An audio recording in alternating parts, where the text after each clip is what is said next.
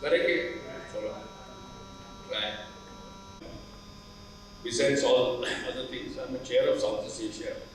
Again. And the reason why I'm showing this slide first, that today we are really facing an epidemic of diabetes, in particularly Southeast Asia. We have a big problem, and we have multiple problems. I was fortunate to hear those two Goralok. We were sitting in the first line, and Diglu was never so bad student. In the first line, he was continuously criticizing the speakers. Now try to understand, such great people flew all across. What do we learn from them? Nothing. You know, what we need to learn is from our own people. You know why? Because we have peculiar problem. Indians have peculiar problem. Please understand this. People cannot understand our problems. And that is precisely what I am trying to tell you. 90% of the fatigue of a physician is because of wasting your efforts and talent, time and money listening to these people. And then trying to implement these yardsticks and directives in our own population. You also understand the reason why we get fatigue after 40 years of practice, that we follow these fatwas laid down by IDEC, like Ayatollah Khomeini saying that Burkha should be worn by man also, and people listen to him. I tell you, our fatigue is a disparity in the knowledge which is dished out to us, which is not really practical for in our setting. Our people are very peculiar, and that is what I am trying to tell you. 38 million people died from chronic disease in 2012. 52 million people would probably die from chronic disease in 2030. 60% of all deaths are due to chronic disease. Now you try to understand, when you are dealing with a chronic disease, you try to understand what is an agony of a physician who is in practice for 40 years. You see, I am also working in a cancer hospital, and I have some eminent oncologists working for me. And I always tell them, the great man Advani and all this, oh, you are very lucky. I say, why? Because next year your patients are not there. You try to understand. I have my patients for 40 years. You are facing them 40 years. Their every problem is your problem. Now you understand why you get fatigue. Chronic disease, cardiovascular disease, cancer, chronic respiratory disease, diabetes are responsible for 82% of non-communicable disease deaths. Approximately 42% of NCD deaths globally occur below the age of 17. 48% of NCD deaths in low and middle income countries like ours. And you see the developing country like India is a crossroad where lifestyle related diseases are coming. We have probably overcome communicable disease. We have fought polio, we have fought diarrhea, we have fought tuberculosis. I won't say we fought, but still we have problems facing non-communicable disease. A Herculean task with lot of expectations. See, now try to understand why there are so many people who come and attend conferences. I sometimes wonder why you attend, not for MMC credits, not for anything else, not for because you feel that in this conference, when you leave this conference, you have some formula with you which will strengthen your arms to come to terms with problems of your patients. Saturday, Sunday, you waste time, you come here and you go back with the idea that I will be able to bring about relief and also improve the quality of the patient's life. So therefore it's a Herculean task. Because in our country many things are missing. Early diagnosis of diabetes, regular monitoring is not there, patients and family education is very, very suboptimal, quality and affordable medicines are not available, safe and smart choice of medication keeps on changing from the prescription every day, depending on which cocktail you attend, next day prescription change. Pharma muscle, please remember that plays a role in prescription style, and it is a comprehensive management of all this. Now obviously there is a blame game. In a chronic disease, patient points a finger at the physician, physician points a finger at the patient. You must have eaten something. You are not compliant.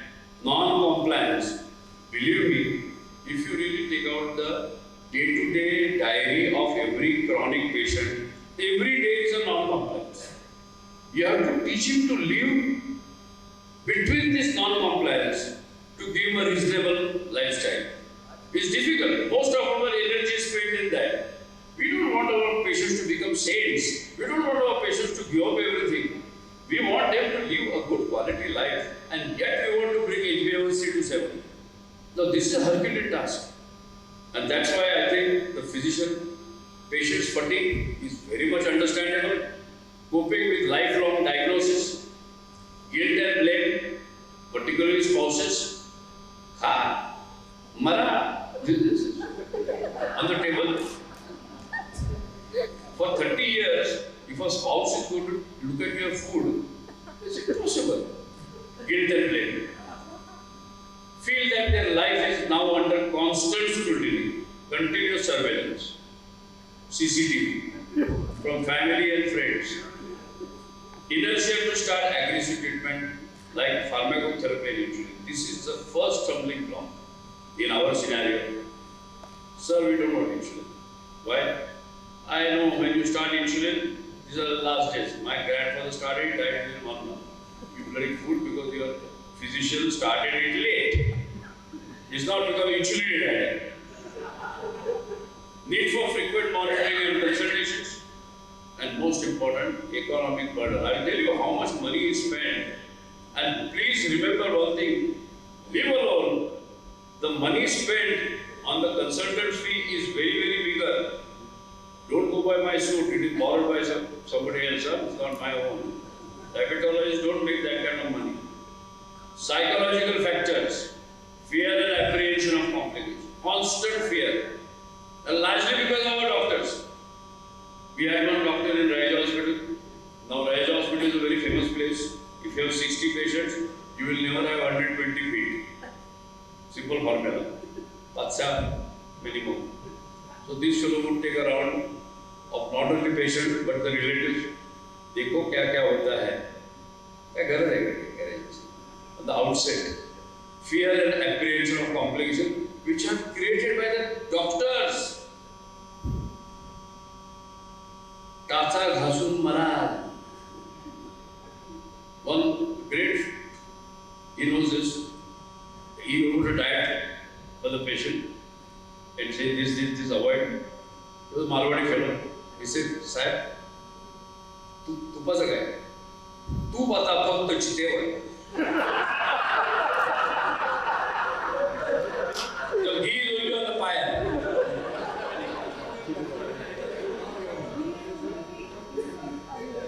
Now, if the diabetologists have such sick attitude, and 20 years later, we are all singing songs about ghee. Even Americans are selling ghee capsules.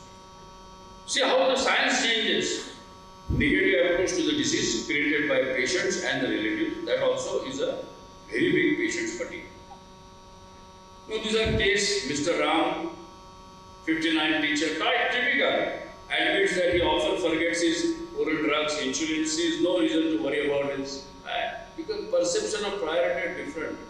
Today, perception of priority in Bombay is first to get good marks, then get a flat 50% life cover, then stick to the same wife, then get the child admitted, and if you are PAP, get him admitted in medical college. Then fight for his admission, fight for his post-graduation. By then all your faculties are gone. Where is the time for diabetes? You understand, perception of priority is life, unfortunately is not health, because of hard-pressed facts of life, if you want to survive. Similarly, Mr. Dubey, obviously angry, frustrated about having diabetes, often just ignores it, on maximum dose of 3 drugs, stop taking insulin, HbA1c 9.3. Sham, 42, IT professional. You'll see a lot of them like this in Pune, without job now for some time. Steady weight gain since diagnosis, no longer checks blood glucose due to consistently high readings. Yeah, forget about it. Every time it is high. Your people fed up with the machines. While some people, their life is stuck to the machine. Morning, evening, afternoon, there. Nothing else in life. I got one patient. I'd gone for Kishori Amonkar's concert. I'd gone to the washroom. This man also rushed behind me. He had a misfortune or fortune or privilege to stand next to me. When I was just about to finish my act, he takes out his paper from his pocket and holding his one in the left hand, he's showing the paper to me. Yes, I think this is the place to show. And the way you do it. So this is the perception of the patient. They are glued. They are glued to this damn thing. Now obviously why patients with diabetes are often disengaged. Motivation in diabetes. Almost no one is unmotivated to live a long and healthy life. But obstacles of self-care often outweigh the possible benefits. It's too many obstacles. Okay, okay, worst comes to worst. I will die early. I will die early. It is not a death. It is the way you die. That is what you have to tell patients, that it is not a death. That's why they get frustrated. Pursued benefits are nil. Pursued costs are too high. Guilt and blame. I must take care of my diabetes perfectly or I am a failure. This is also a guilt. Now physicians fatigue. As I told you, physicians have many responsibilities, and particularly star physicians. I must really admire Neeta. She was my student, which that is not her qualification. But a very prominent student. The way she has come up, Sanjay Agarwal, Niglur. But while doing that, they are fatigued. You see, to chase academic race, to reach the level of excellence, physicians put in a lot of efforts. And to remain there, their 50% energy is lost. All that they want is a recognition. After that, they work 8-9 hours here and then go to their clinic and they tell them something new. What is Babaji just now said that Guli Mara. And you try to tell this to your patient because you think it will benefit.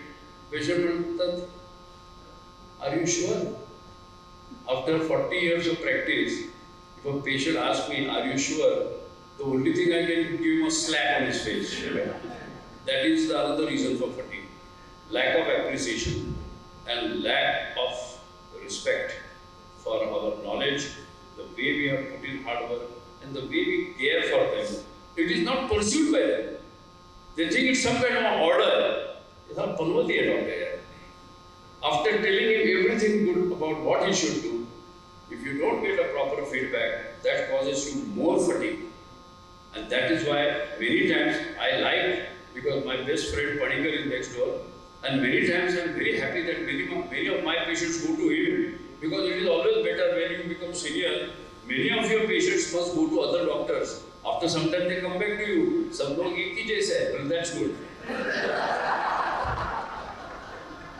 That is one way of getting rid of fatigue. Not to compete with your colleagues or competitors, but have a cooperative approach. Then the fatigue goes down. I am never fatigued.